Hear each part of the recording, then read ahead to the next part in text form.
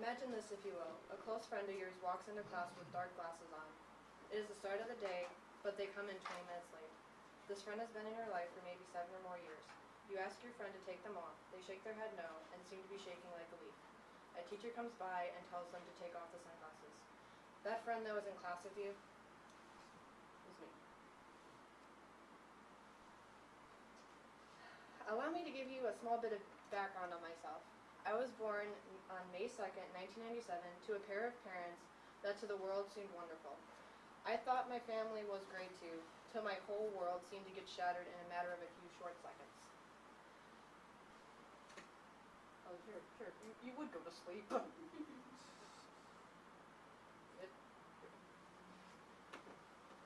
My mother passed away on July 31st, 2007, due to a heart attack and complications from a surgery she had a few weeks earlier. Then, a mere 6 months later, my best friend, who was also my half-brother Adam, shot himself in the head, simply since he could no longer take the bullying of our older brother or the people at his high school any longer. That's my brother Adam, and that's my mom.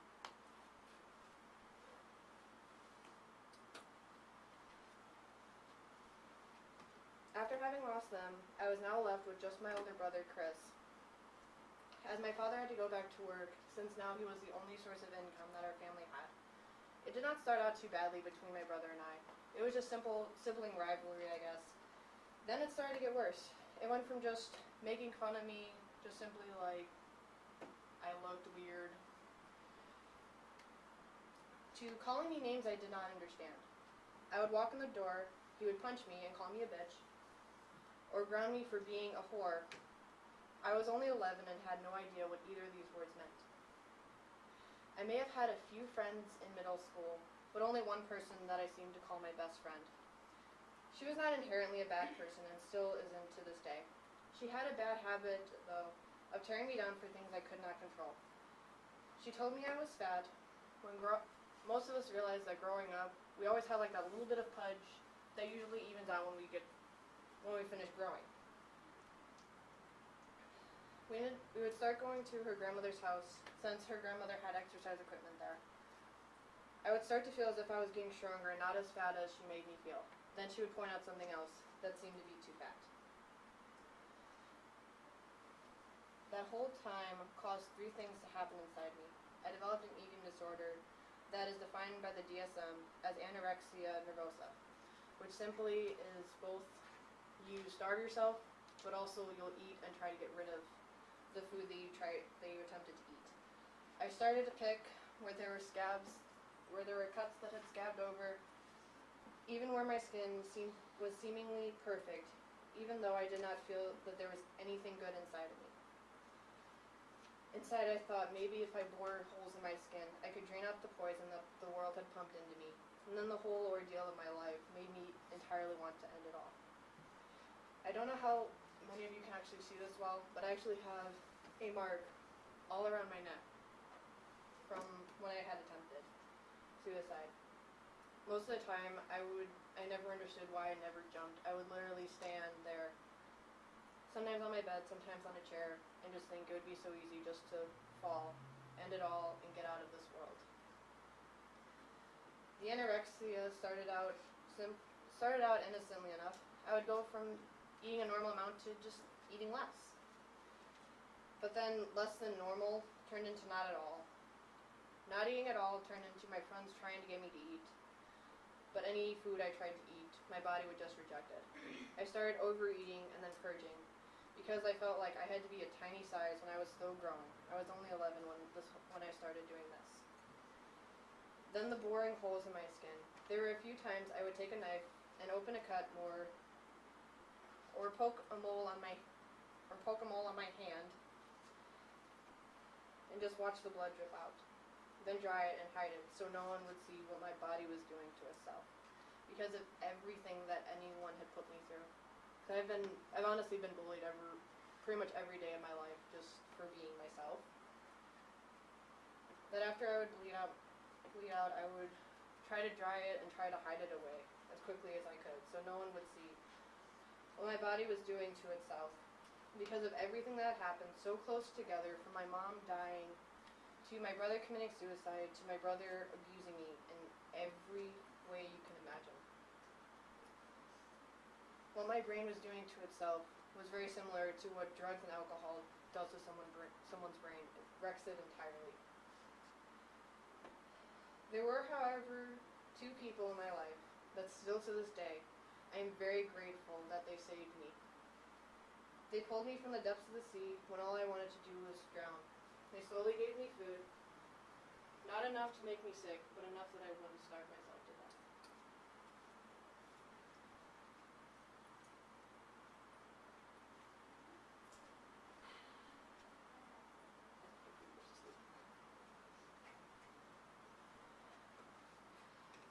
Katrina LaRosa, which is her right here. Her and I met when we were about in 6th grade. She was a friend of a friend. However, unlike the girl I'm still very close with today, that I do consider my best friend. I still thank her every day for going to the counselor after she saw I was starting to drift away more than I ever had. She even knew about a suicide note I had left on a table for my best friend to find, but didn't even say anything about it. She easily could have went to the counselor about it and told her about the suicide note, but because she was on suicide watch, and everyone picked on her more, she had to be watched 24/7, and she knew that if I had to go through that, I probably would have ended it all. She was the first one that I ever told about everything, and even though thanks to her, everything about what happened to me did come out, but it didn't help me feel any less worthless. My friend Austin, on the other hand, is the reason I never ended my life after everything finally came out. Before all this had happened, I did accept Christ into my heart. And after middle school, before high school, I went on a trip called NYC, but it actually meant Nazarene Youth Conference. It was in Kentucky. One day during it, I had gotten separated from my group, and I met him. He bought me food when I lost my card. I broke down crying and told him everything about my life, even though this was pretty much a complete stranger.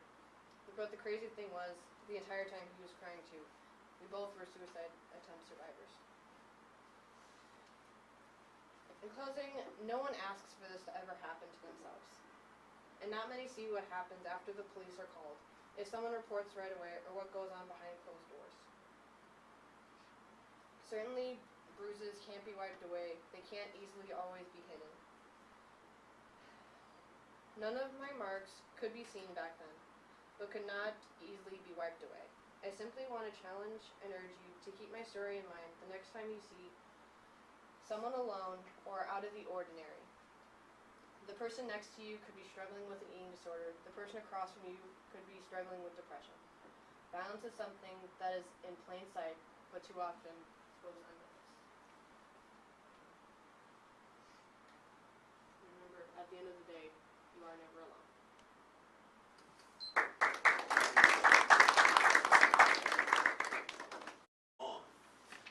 Today I'm going to demonstrate how to make a frog out of paper. This is a very important skill, especially for college students with very long classes. Note to self, do not do it during Professor Yocum's class unless instructed to. Most of my information is from the Origami Resource Center, and first I'm going to explain the benefits of origami, show pictures of different origamis, and then teach you how to make a frog. When you think of origami, you probably think of the benefits as like hand-eye coordination, sequencing skills, and attention skills. But it also helps in many other aspects, as found from the website and the research of Dr. Catherine and Yuri Shonovek, who both discovered that the hands are engaged and that it helps with activate the impulses and the language proportion of the brain. So now that we know the importance of origami, I'm going to show you some examples that I found to be very interesting. So these are the few of animals that people have made out of origami. And they're very intricate and use like lots of paper. And those were some of the crazier ones that I found. Like there's dragons, Yoda, Pikachu, and then Angry Birds. Right, so my example is going to be the fog. It is not nearly as intricate as any of those at all. So first you're going to begin by making a triangle so that they all match the sides. And then with origami, it's really important that you get the creases tight, this way it stays together. Then you're going to fold it again. So that it's in half.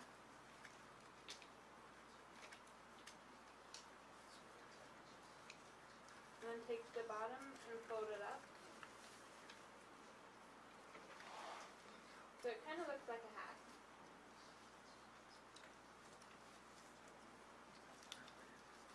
And then go ahead and unfold all that, just so that you have the creases.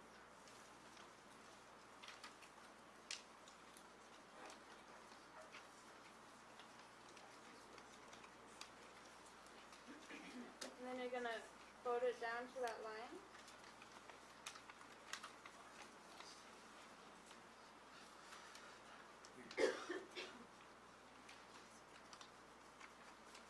Alright, and this part's kind of hard, but you're going to tape it on the inside, fold them down, so that it looks like that.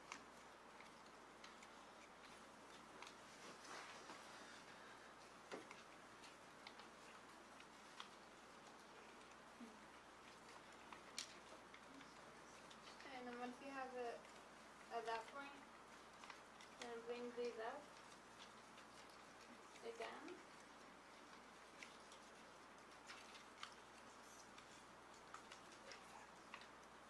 Let's fold it upward.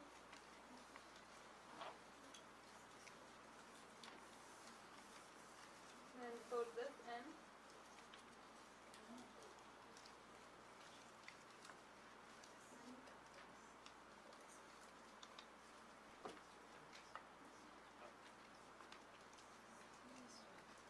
So that looks like the middle picture now.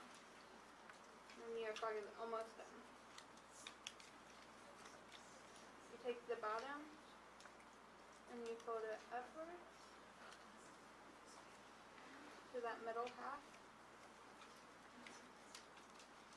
And then just fold it down one more time. Then you have a frog that you can flip around and play with.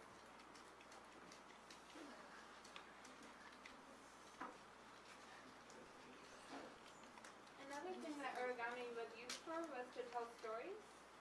So I have a video of a story using origami.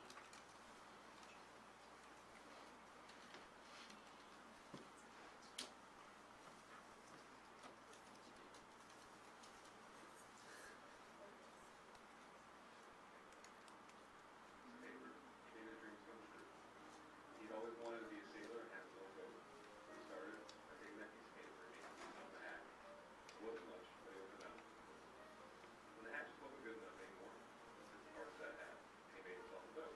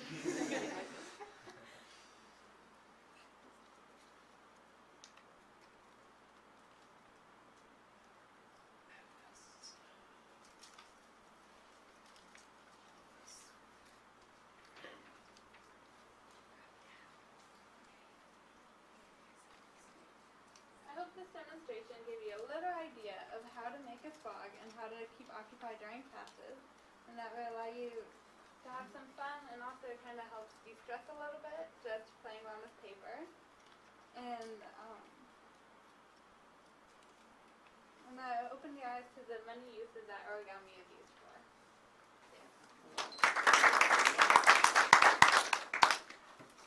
On. How many of you have siblings? I have a 17-year-old brother named Chase. A couple years ago, he came to Christ on his own and decided to get baptized from our old youth pastor. Now, with this, he got to share a video of himself before we got to see him be baptized. This video was his testimony on how he came to know Christ.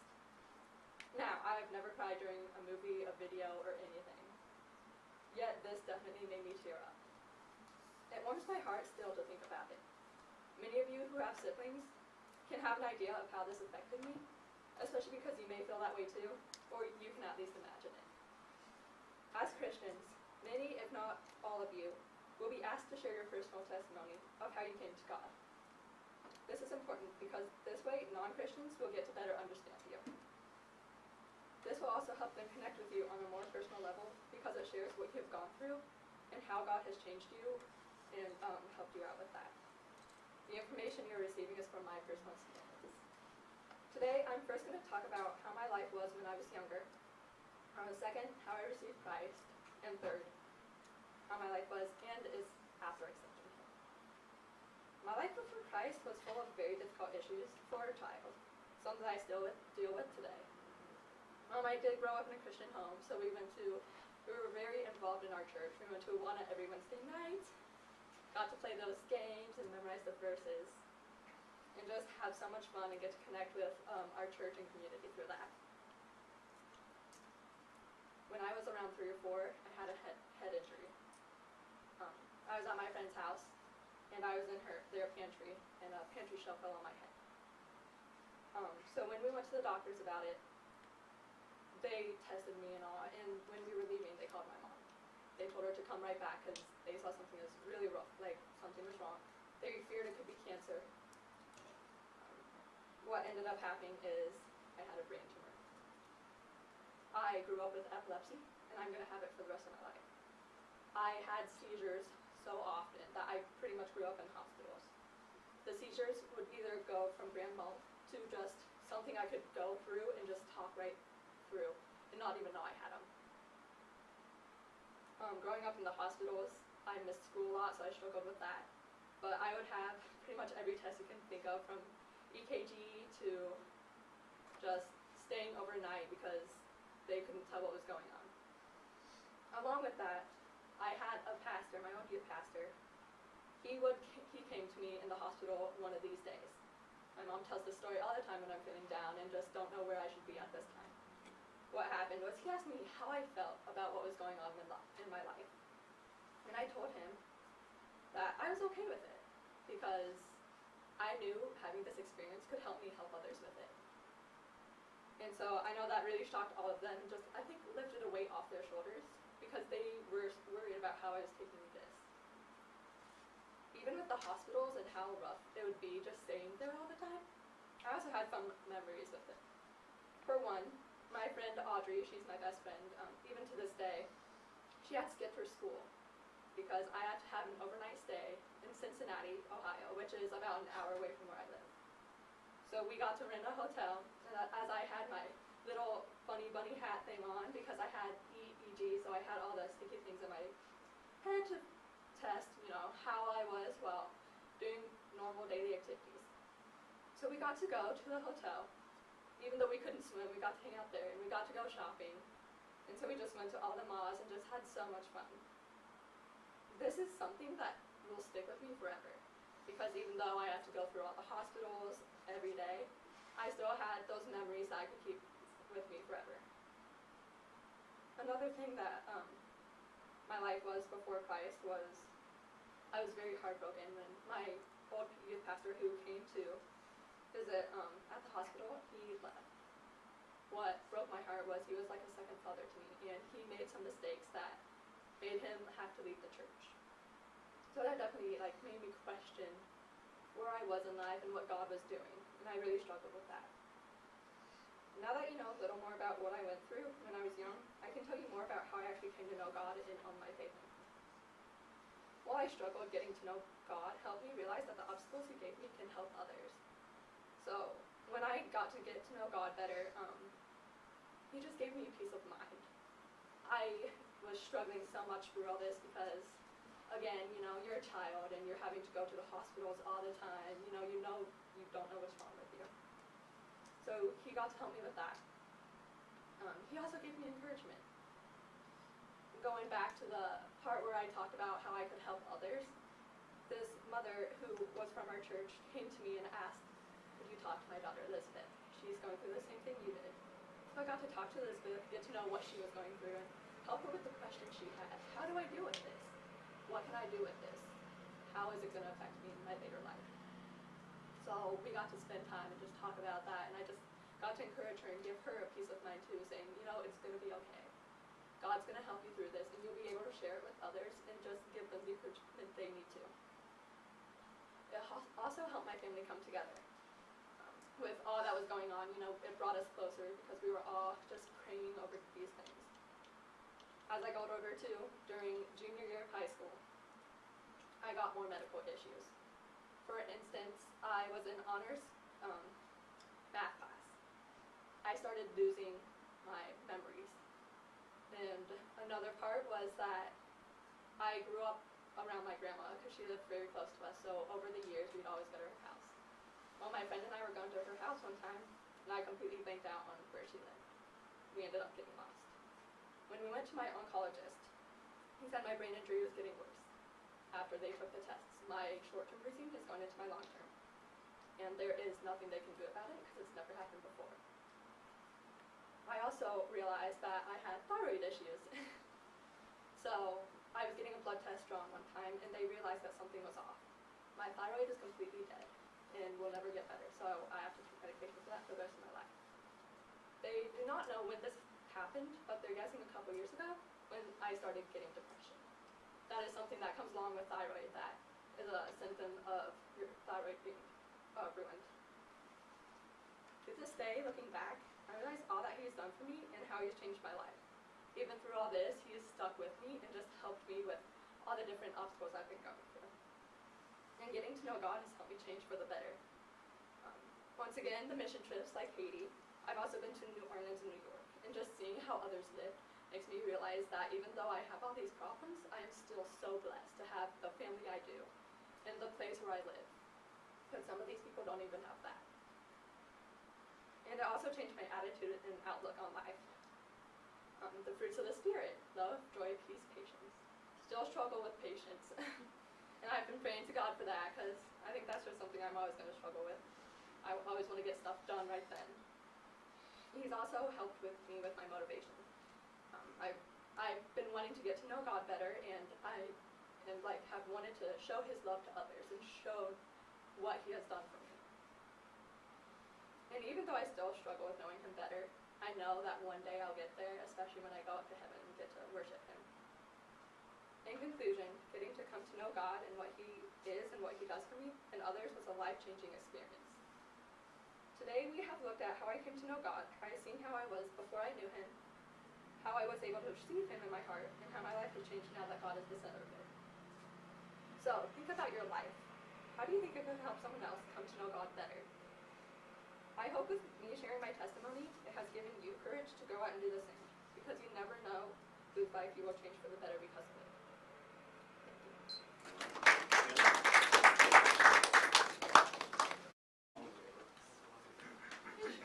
Alright, so imagine a dream that you had sometime in your life.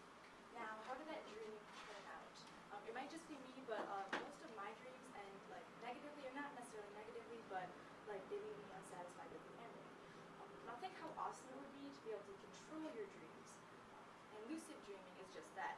Lucid dreaming allows you to control and direct your dreams as you wish. Whether or not you remember them, we've all had dreams sometimes in our lives, obviously.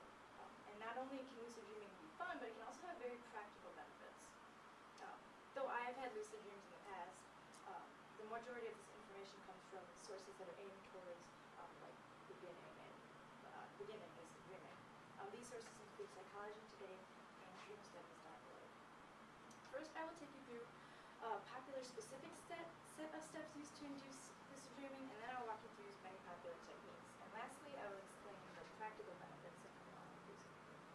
First of all, you may be wondering what exactly is lucid dreaming. Lucid dreaming is essentially the ability to control, or not the ability to control, but also that, but the ability to be conscious or like awake in your dreams, to be aware of what's going on in your dreams. And this comes naturally to some. I've never like set or like followed a specific set of steps. I've just like had lucid dreams like out of nowhere. And for others, it takes like a set of steps that you can go through to like try to lucid dream. And when you're lucid dreaming, a couple things happen. First, you're aware of your own thoughts and feelings. So like you can think about your thoughts and feelings from reality inside your dreams. You're also able to identify that you're dreaming. Usually when you're dreaming, you wake up and you're like, oh crap, that was a dream. Like, I wish that was real life, but you didn't know that it was a dream. When you're lucid dreaming, you're like aware in your dream that you're dreaming. If that makes sense. You're also able to play out your own like courses of action and like control your actions and essentially kind of in a way create your own script in your dream. One of the most common methods to lucid dreaming is the mnemonic induction to lucid dreaming. And in this method there are 4 steps. The first step is dream recall. So basically what that means is that as soon as you wake up out of a dream, you're going to want to like go over the dream in your mind. And this helps if you write your dreams down to remember your dreams. And the second step is to focus on your intent. And what this means is that you'll tell yourself that you're going to remember your dream before you dream. It's something as simple as saying to yourself, next time I'm dreaming, I'll remember dreaming. And this works with a lot of different things. Like if you think about, if you say to yourself, I'm going to do my homework on Tuesday because I need to get it done, and you say that over and over to yourself, you'll increase the chances that you'll actually do it because you are going to have personal responsibility to what you say. And the third step is to see yourself becoming lucid. So, which sounds kind of weird, but it makes sense once I explain it. So like after waking up out of a dream, you kind of just like imagine yourself back in that dream and try to like carry out like your like how you wish it would have ended in a way. And the fourth step is basically to repeat the last 2 steps, which is just to focus on your intent. So like remind yourself to remember your dream before you have it, and then also to imagine yourself being in that dream even after you wake up and like create your own ending or imagine that. And if you find yourself getting distracted, you just keep repeating those 2 steps until you fall asleep, so that one of them is like on your mind before you fall asleep. And while there's no specific guide to lucid dreaming, some may never be able to lucid dream, but there are, however, many techniques that people use if they want to try to experience lucid dreaming. And one of those is to write down their dreams every night. And what this does is it helps focus your intent, like we talked about before, and it keeps your mind thinking about lucid dreaming and working towards that goal. And as you write, the descriptions of your dreams will most likely change. So like where at first you might only get a couple sentences down, after a couple weeks you'll be able to remember more of your dreams and you'll have longer entries. It'll also help you obviously improve your memory of your dreams because you can look back over them. The second common technique that people use is identifying common themes in their dreams. So these themes can be like anything from objects, like a common object in dreams is like water, so like an ocean or something like that. It can also be an event, like a party, or maybe someone's birthday. And these are all easier to identify when you're writing them down because you can look back in your dreams and like see common objects in them. And another common technique that people use is reality checks. And these are used to ask yourself if you're dreaming and then to test if you're dreaming. And by using reality checks in your dreams, you're able to identify if you are dreaming or not. And how is this done? Well, a common reality check is like something as simple as looking at a clock. And it's important to know that mental habits that you practice throughout the day, if you do it over and over again, you'll start to do it in your dreams. So like if you make a mental note to look at a clock and think this is my reality check, you're likely in your dreams to look at a clock and think that same thing. So the way you can use clocks is that if you practice it over and over again during the day, and then you're in your dream, you look at a clock, like turn away, look back at the clock, and the numbers have changed, or the time has changed significantly, like you'll be like, oh, I'm dreaming, and you'll be aware that you're dreaming. The same thing can go for like signed or written text, if you look at the text, look away, and then look back, and it changes, you're going to be suddenly aware that you're in a dream. And this all happens if you just make a mental note throughout the day to do that, because it'll carry over into your dreams and you start doing that. Once you follow these methods and are aware and realize that you are in fact dreaming, you're able to begin the process of controlling them. And while this idea may simply sound fun to some people, it also has very practical benefits. And have you ever had a dream that ended badly, for example? And if you think about how that affected you, dreams are linked to our confidence and how we perceive ourselves as well as the world. When you lucid dream, you're able to change the way that your dream ends. And like I said before, the ending of your dreams can affect your confidence. For example, if you fail to accomplish a goal, a task in your dream, when you wake up, you might feel unconfident and like you might fail in real life. And that compares with visualizing, like we learned in this class. If you picture yourself succeeding and you picture a good outcome, you're more likely to go into that situation confident and able to, do a good job. It can also help you face your fears and conquer phobias, because lucid dreaming allows you to react to situations. Like you choose if you have a lucid dream and you want to face a fear and face it in a positive way, then in real life you might feel more confident to face that phobia or fear. So for today, I've walked you through several main points.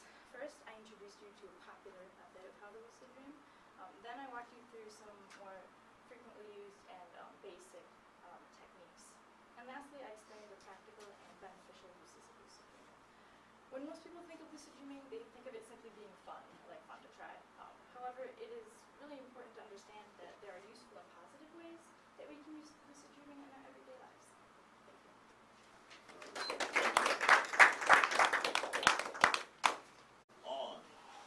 Let's take a look into the life of Jimmy. He's sitting in class, much like this one. And much like this one, he's kind of paying attention, but not really. Just kidding. He's waiting to go eat some alpha nuggets. Then all of a sudden, he hears his name being called over and over again.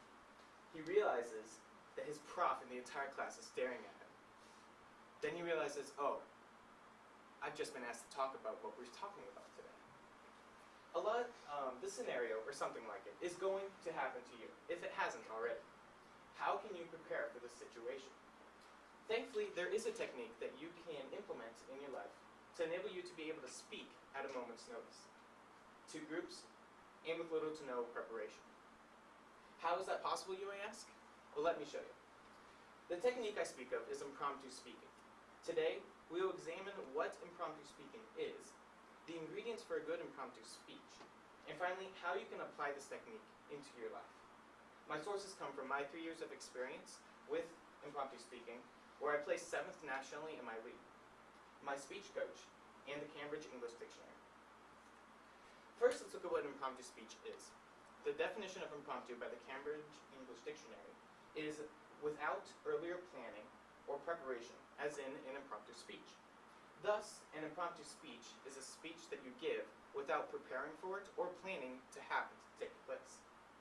Referring back to our original example, Jimmy has been called upon in class to give his opinion on the topic. Or you could be stopped by an unbeliever that you know to ask what they think your opinion is on a certain faith topic. Both of these situations are examples of where you need to give an impromptu speech. There may be limits set upon your speech. You may only have a certain amount of time to give it. The league that I competed in, our limit was 5 minutes. We had 2 minutes to prepare to give a 5-minute speech. Let me tell you, it's really difficult to limit yourself to 5 minutes, especially when you've been practicing for a long time on how to fill your entire 5 minutes with a topic. We would be given a quote by a famous person and had to give a speech about that topic. It could be anything from love, to education, to charity, to self-motivation. We would often have authors like Booker T. Washington and Winston Churchill. In impromptu speaking, you may be called upon to talk about any topic, and it could be from any source. Thus, you need to be comfortable with speaking to anyone about anything at any time. This is the first technique that you can use and implement in order to become good at impromptu speaking. So you need to be comfortable with talking to people, first of all. You need to understand how you can carry on a topic without completely understanding everything that you're talking about. This leads to the second part of impromptu speaking, practice. Practice as much as you can. It could be as simple as talking to the person that you're standing in line with at Alpha. Or you could be talking with your roommate about the class that you had earlier in the day. Talking about subjects with people will enable you to be able to understand that topic better, but also practice speaking without understanding everything that you're talking about.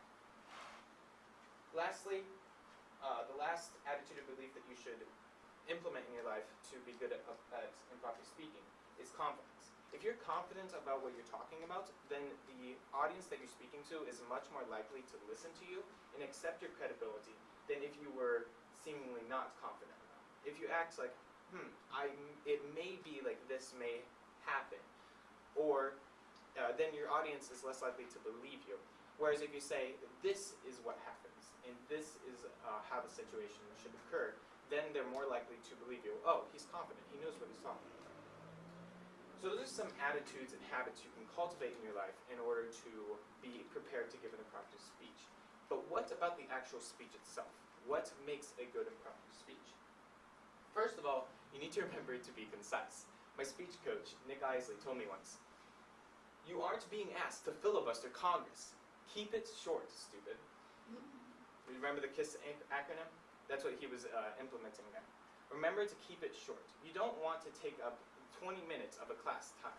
First of all, your prof isn't going to let you. So keep it short. Don't try to explain everything about the topic. Just give your opinion of it. Secondly, remember to keep it simple. Introduction, body, conclusion. You don't need any fancy stuff in it. Remember to introduce what you're talking about, so address what you're talking about.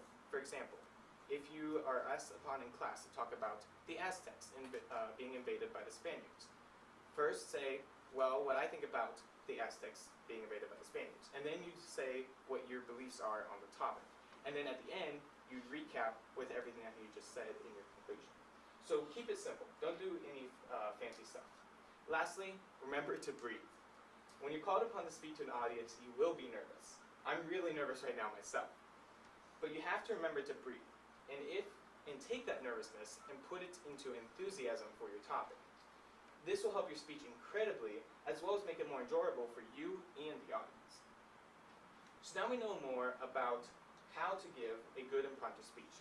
But why do we even need to know this? What are some ways that we can use impromptu speaking in our life? First of all, you will be asked to speak at times that you aren't prepared for. For example, our common example through this whole thing is being asked in a class to speak. You aren't prepared to do that. But your prof trusts that you know what you're talking about, at least in some general way, so they ask you what you believe.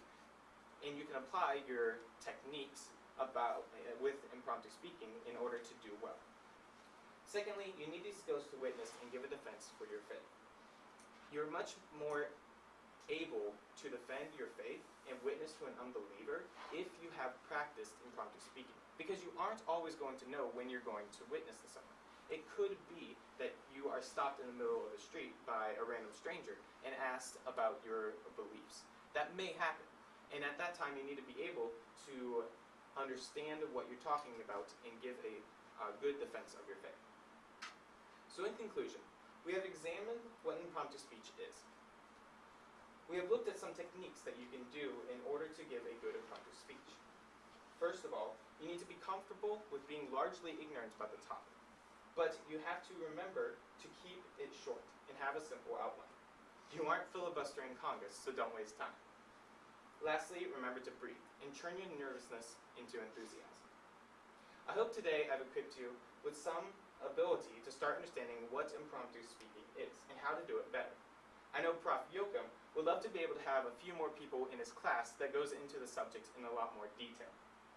So remember Jimmy from the example at the beginning of class? Thanks to these few tips, he is now able and confident to speak about the Aztecs and the conquistadors. So go out there and be like Jimmy.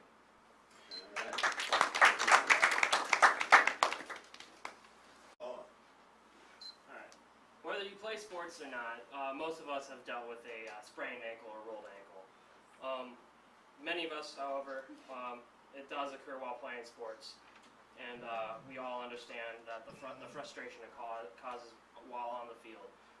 You're down, you feel like you can play, but you just can't put any pressure on it. I have a lot of experience dealing with rolled ankles. I had an injury when I was younger. I injured both my ankles, and it permanently messed them up. They bend inward and further messed up other parts of my body. So my ankles are actually very fragile, and I roll very easily. What I'm going to show you today is on how to wrap an ankle and deal with what you do to deal with rolling your ankle. I learned what I'm going to show you from a professional athletic trainer. He did it for the Olympians in Colorado Springs, Colorado. He trained at their training facility. He was an athletic trainer for the Olympians there. So he knows what he's talking about. Yeah. First off, the supplies. You need your injured person. Brad's going to be my injured person.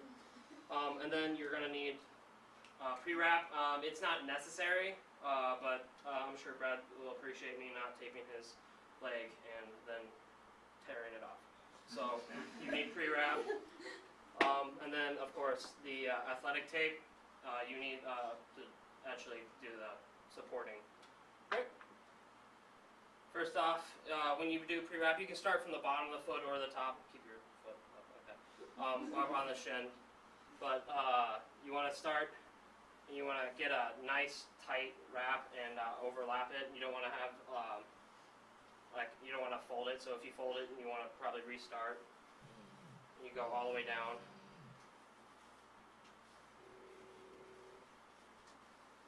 It's alright to come back up if you want to use some more. And then you pre-wrap. From then you move and you get your tape. You're going to want to get some braces at the bottom, at the shin and at the bottom of the foot. That way the whole your supports. So I'm going to go around once here. And I'm also going to do one strip on the shin up here. From there, I want to add my supports. They're strips that aren't necessary, but if you're wanting to do a good job, you're going to want to add. And what you do is you bring it in from one. You're going to do it on both sides. You're going to bring it from one strip to the next.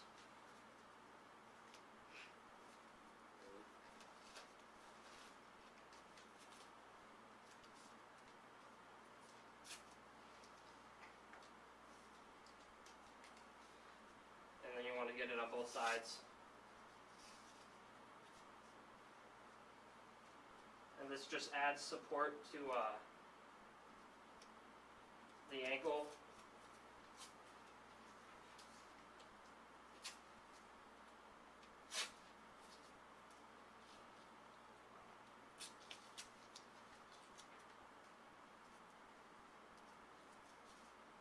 And if depending on which ankle you rolled, you want to add a few more strips, depending on which way you rolled it, whether it was in or out. And you would want to add a couple more strips to that given side. But once you get that, you can, some athletic trainers want to add, again, cover it up one more time, just to keep those in place. Others just move on to the next step, which is to actually wrap the ankle. So what you want to do is you start from the top. You can move either left or right, depending on which way you're more comfortable moving the tape. You want to come down underneath the foot, around back behind the ankle, back up around top, back under, up and around, back of the shin, and back up. And you want to do this approximately 6 to 8 times. Some athletic trainers will stop each time they go. Some you can just keep going if you want. I'm going to just keep going.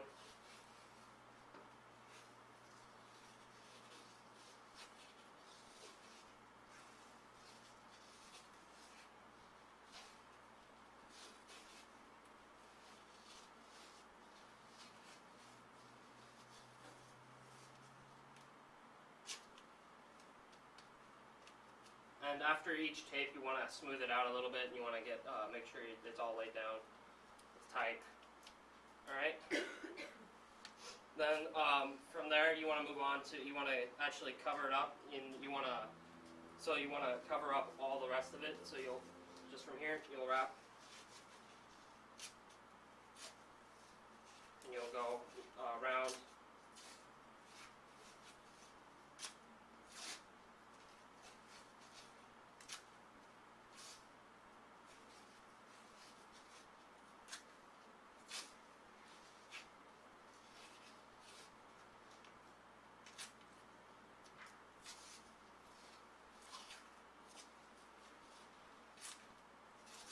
And then end at the base where you had your strip. And then you go again, want to pat it down. And that's basically if you wanted to do a quicker job, you could obviously skip steps in there.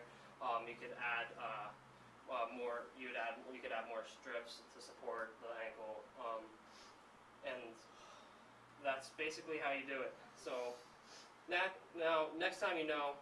If your friend rolls an ankle, your friend rolls an ankle when you're playing, you're out playing with friends. You know what to do, how to help them. You know to get them back out there and get them back in the game. You do go through a lot of tapes, so always bring a couple rolls. Thank you. Are you going to demonstrate how to take it off? Sure.